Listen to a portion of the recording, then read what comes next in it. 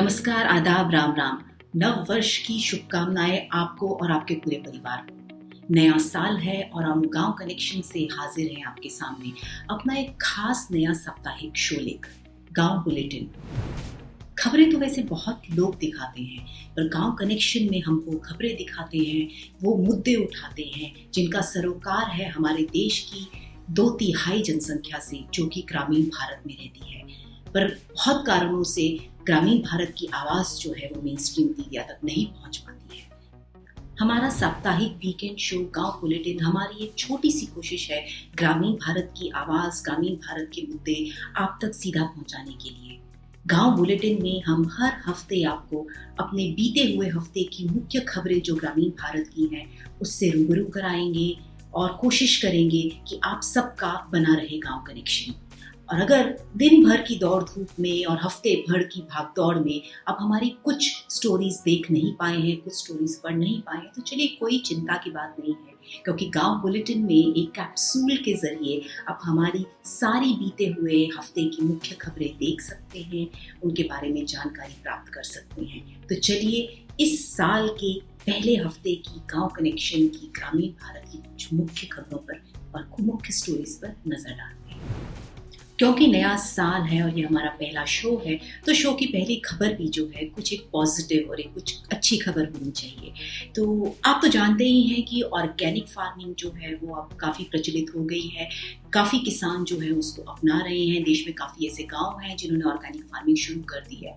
पर क्या आप जानते हैं ऑर्गेनिक फार्मिंग का जो फ़ायदा है वो सिर्फ पर्यावरण को नहीं और सिर्फ खेती की ज़मीन के लिए नहीं है, उसका एक बहुत महत्वपूर्ण और बहुत पॉजिटिव इम्पैक्ट जो है महिलाओं की जिंदगी पर भी पड़ता है। और गांव कनेक्शन ने एक बहुत ही खास खबर करी है बीते हफ्ते, जो कि बिहार के एक गांव से, केड़िया गांव जो कि जमुई डिस्ट्रिक्ट में है, उससे है, जहां की महिलाओं से हमने जानने की कोशिश करी कि ये जो बिहार का पहला ऑर्गेनिक फार्मिंग विलेज है, इसने जब अपनी ऑर्गेनिक फार्मिंग शुरू करी तो इससे महिलाओं के जीवन पर क्या इसका अच्छा प्रभाव पड़ा है। बच्चा अगर किताब मांगता था, पैसा नहीं हो सकता था, कलम मांगता था, पैसा नहीं हो सकता था, बीमारी भी रहता था तो जो जल्दी डॉक्टर के पास नहीं ले जाते थे। और जब से कि वर्मी कंपोस्ट देने लगे तब से कभी भी मतलब पैसा का कमी नहीं होता है।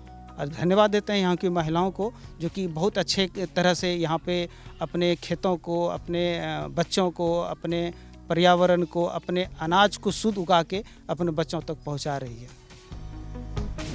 और वहीं अगर हम दूसरी ओर चलें तो हमारी दूसरी ऑर्गेनिक फार्मिंग से ही रिलेटेड एक और बहुत अच्छी और पॉजिटिव न्यूज़ जो है वो राजस्थान के बांसवाड़ा ज़िले से है। जैसा कि आप जानते हैं, राजस्थान का जो बांसवाड़ा ज़िला है वो ज़्यादातर शेड्यूल्ड ट्राइब्स वहाँ पे रहती हैं, वहाँ पे आदिवासी लोग ज़्यादातर रहते हैं और वहाँ पे काफ़ी रूरल डिस्ट्रेस है, अनएम्प्लॉयमेंट बहुत ज़्यादा है और गरीबी की बहुत स्थिति है, जिसके कारण जो है आदिवासी लोग जो है वहाँ पे ज़्यादातर जो है पलायन करके गुजरात या बाकी और प्रदेशों में जाके काम करते हैं। तो वहाँ पर एक लोकल संस्था है, उसने डिस्ट्रिक्ट एडमिनिस्ट्रेशन और स्टेट गवर्नमेंट के साथ में मिलकर एक काम शुरू किया है ऑर्गेनिक फार्मिंग को लेकर, जिसके चलते जो है काफ़ी ऐसे आदिवासी परिवार हैं जो पहले माइग्रेट करके दूसरे प्रदेशों में जाकर काम करते थे, अब उन्होंने पलायन छोड़ दिया है और वो वापस अपने गाँव में रहकर ही ऑर्गेनिक खेती कर रहे हैं, अपने परिवार को अच्छा खाना खिला पा रहे हैं और साथ में कमाई भी कर पा रहे हैं।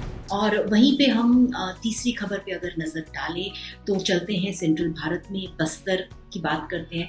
बस्तर के बारे में जब भी हम बात करते हैं तो सबसे पहले जो हमारे जहन में ख्याल आता है वो आता है शायद नक्सलिज्म का। बट आप जानते हैं कि बस्तर ज़िले में कुछ बहुत ही अच्छी शुरुआत हुई हैं और उनमें से कहानी है एक ऐसे युवा इंसान की जो कि अपने परिवार के प्रेशर में आके उन्होंने टेलीकॉम इंजीनियरिंग करी, फिर वो बेंगलोर के एक अच्छी सॉफ्टवेयर कंपनी में काम करते थे, पर दीनानाथ जी ने जो है अपनी सॉफ्टवेयर कंपनी छोड़ दी और वो निकल चले बस्तर की ओर और उन्होंने बस्तर की ट्राइबल आदिवासी महिलाओं के साथ में जुड़ के काम किया है।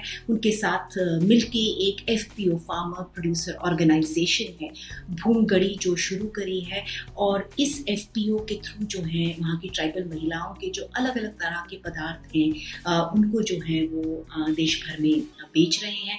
बस्तर कैफ़े करके एक कैफ़े भी जो है उन्होंने बस्तर में शुरू किया है।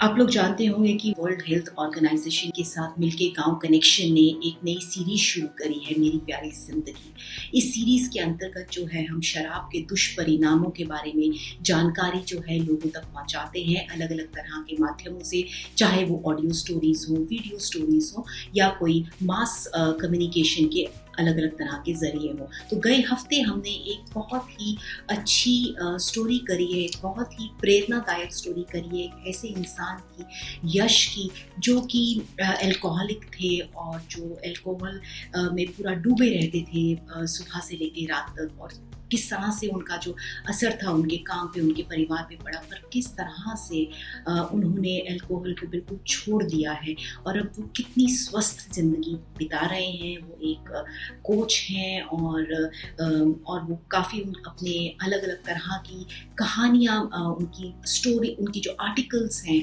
वो भी जो हैं इंटरनेशनल जर्नल्स में पब्लिश होते हैं। तो ये हमें दिखाता है कि अल्कोहल से लड़ना मुश्किल है पर असंभव नहीं है। अक्सर हम हमारे परिवार का कोई सदस्य शराब के कारण बीमार है, इस उलझन के बारे में किसी को नहीं बताते, मदद नहीं मांगते। मेरे पेरेंट्स को भी मैंने कभी नहीं बताया कि ये प्रॉब्लम है। मुझे थोड़ा तो शक होने लगा था कि कुछ तो हो रहा है घर पे, बट इतना डीप में नहीं पता था कि क्या हो रहा है। और बेटी को मैंने रिक्शे में बैठे रहने दिया और मैं चला गया ठेके में पीने। अभी भी डर लगता है कभी कभी, मतलब वो डर 20 साल का है ना, तो इतनी जल्दी जाएगा नहीं। हम अगर अपनी 5वीं खबर पर नज़र डालें तो उत्तर प्रदेश की तरफ चलते हैं। उत्तर प्रदेश हमारे देश का सबसे ज़्यादा पॉपुलेटेड स्टेट है और इस समय वहाँ माहौल बहुत गर्म है क्योंकि वहाँ पे अभी चुनाव का माहौल है। तो अभी हाल ही में पिछले हफ्ते उत्तर प्रदेश सरकार ने जो है आंगनवाड़ी कार्यकर्ताओं का जो है अपना मंथली ऑनरेरियम जो है, जो मानदेय है, बढ़ा दिया है, जिसके चलते आंगनवाड़ी वर्कर्स खुश तो ज़रूर है क्योंकि वो पिछले काफ़ी सालों से इसके लिए लड़ाई लड़ रही थी कि उनका जो मंथली ऑनरेरियम है उसको बढ़ाया जाए, परंतु उनका ये कहना है कि वो तब तक इस बात को नहीं मानेंगे जब तक इसको लिखित में नहीं दिया जाए, क्योंकि पिछले 3-4 सालों से सरकार वादा तो करती हुई आ रही है पर उस वादे पर अभी तक सरकार निखर कर नहीं आई है। आंगनबाड़ी कार्यकर्त्री कुल 8,000 रुपए तक प्राप्त करेंगी प्रदेश के अंदर। मिनी आंगनबाड़ी 6,500 और सहायिका 4,000 तक प्राप्त करने में उन्हें मदद मिलेगी। उत्तर प्रदेश की ही अगर हम बात करें तो मिर्ज़ापुर ज़िले में जो है गए हफ्ते जो है किसानों ने एक भारी प्रदर्शन किया है क्योंकि उनका ये कहना है कि जो उनकी जो धान की जो फसल है उसको सरकार जो है उठा नहीं पा रही है। वो मंडियों में जा रहे हैं पर फसल लेने में देरी हो रही है। कुछ ऐसे किसानों से हम लोग मिले हैं जिन्होंने 2019 में अपनी जो है धान की फसल सरकार को बेची थी, मंडीज में दी थी, पर आज तक जो है उनका पैसा उनको नहीं मिला है और करीब 42 लाख जो है किसानों का ऐसा कहना है कि उनका पैसा आज तक बकाया है जो उनको 2 साल से नहीं मिल पाया है। 23 दिसंबर 19 को धान बेचा, आज तक भुगतान नहीं हुआ। डीएम को वहाँ 4 बार दिया। हमारी पिछले हफ्ते की आखिरी खबर पे अगर हम महत्वपूर्ण खबर पर नजर डालें तो वो बिहार के नवाड़ा ज़िले से है। बिहार के नवाड़ा ज़िले से हमने एक ऐसी शुगर मिल, चीनी मिल की स्टोरी करी है जो कि 1993 पिछले 28 सालों से बंद पड़ी है और वहाँ पे करीब 1200 वर्कर्स काम किया करते थे और लोकल वहाँ के काफ़ी फार्मर्स थे जो अपना गन्ने की फसल उस चीनी मिल को दिया करते थे। पर पिछले 28 साल से ये मिल बंद पड़ी है और करोड़ों का पैसा बकाया है इन वर्कर्स का और इन किसानों का जो आज तक इंतज़ार कर रहे हैं कि उनको ये पैसा जो है सरकार से मिले, पर आज तक उनको ये पैसा नहीं मिल पाया है। तो हमारे गांव बुलेटिन के पहले इस शो की मुख्य खबरें यही हैं। हाजिर होंगे हम अगले हफ्ते फिर से हमारा साप्ताहिक शो गांव बुलेटिन लेकर। बनाए रखिए हमसे अपना गांव कनेक्शन। शुक्रिया।